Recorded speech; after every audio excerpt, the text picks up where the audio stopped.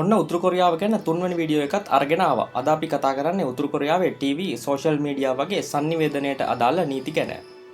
අද ලෝකේ අපිට ඉන්ටර්නෙට්, ස්මාර්ට්ෆෝන්, සෝෂල් මීඩියා නැතුව ජීවත් වෙන්නත් බැරි තරම්. ඒත් උතුරු කොරියාවේ ඉන්න අයගෙන් මේ ගැන දන්නේත් සුළු පිරිසක් විතරයි. මොකද දන්න කාලේ ඉඳලම මේවා සම්පූර්ණ නවත්තලා තියෙන්නේ. උතුරු කොරියාවේ සාමාන්‍ය මිනිසුන්ට ලෝකේ දේවල් ඉන්ටර්නෙට් එකෙන් සර්ච් කරලා බලන්න බෑ. Google, YouTube, Facebook, WhatsApp කිසි දෙයක් ඔවුන්ට නෑ. ඒ වෙනුවට තියෙන්නේ ක්වාංමියොන් කියන දේශීයව හදපු අන්තර්ජාල පහසුකම විතරයි. ඉතින් ඒකෙන් බලන්න පුළුවන් රජය අනුමත කරපු වෙබ් අඩවි විතරයි. ඒ කියන්නේ ලෝකේ තියෙන දේවල්වත් කැමති දෙයක් සර්ච් කරලවත් බලන්න බෑ. ඒත් ප්‍රභූන්ට නම් ගෝලීය අන්තර්ජාල ප්‍රවේශයක් තියෙනවා. අද අපිට පුළුවන් ලෝකේ ඕනම තැනක ඉන්න කෙනෙකුට කෝල් කරන්න. ඉතාම පහසුවෙන්. ඒත් උතුරු කොරියාවේ නම් එහෙම බෑ. රටෙන් පිට කෝල් ගැනීම සම්පූර්ණම තහනම්. වෙනත් රටකට කෝල් එකක් ගන්න නම් රජයේ අවසරය අනිවාර්යයි. ඒකටත් සාධාරණ හේතුවක් තියෙන්න ඕනේ. ඒ වගේම තමයි ඒ කෝල් සම්පූර්ණම මොනිටර් වෙනවා.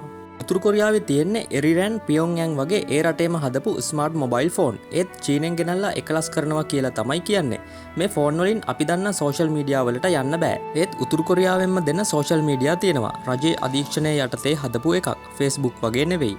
උතුරු කොරියාවේ ටීවී channel තියෙන්නේත් කීපයක් විතරයි. ඒ හැම එකේම යන්නේ නායකත්ව වර්ණනාව තමයි. සියලුම channel රජයේ අධීක්ෂණය යටතේ. නිවුස්, වැඩසටහන්, ෆිල්ම්, නාට්‍ය හැම එකෙන්ම පෙන්වන්නේ නායකයාගේ අභිමානයම තමයි. උතුරු කොරියාවේ ඉඳන් විදේශ මාධ්‍ය බලනවා කියන්නේම දරුණු අපරාධමය වරදක්. විශේෂයෙන් දකුණු කොරියානු හෝ ඇමරිකානු වැඩසටහන් බලන්නම බෑ. හොරෙන් බලලා හරි අහුනොත් ඊටාම දැඩි දඩුවම් තමයි ලැබෙන්නේ. එහෙම කරන්නේ ලෝකය ගැන දැනගෙන මිනිස්සු වෙනස් වෙන එක නවත්වන්න. ඉතින් කවුරු හරි උතුරු කොරියාවේ සංචාරය කළත් ඉන්ටර්නෙට් යූස් කරන්න හෝ විදේශ රටවල් එක්ක කෝල් ගැනීම සීමා කරලා තියෙන්නේ. ඔවුන්ට ඡායාරූප ගන්නත් විශේෂ අවසරයක් ඕනේ.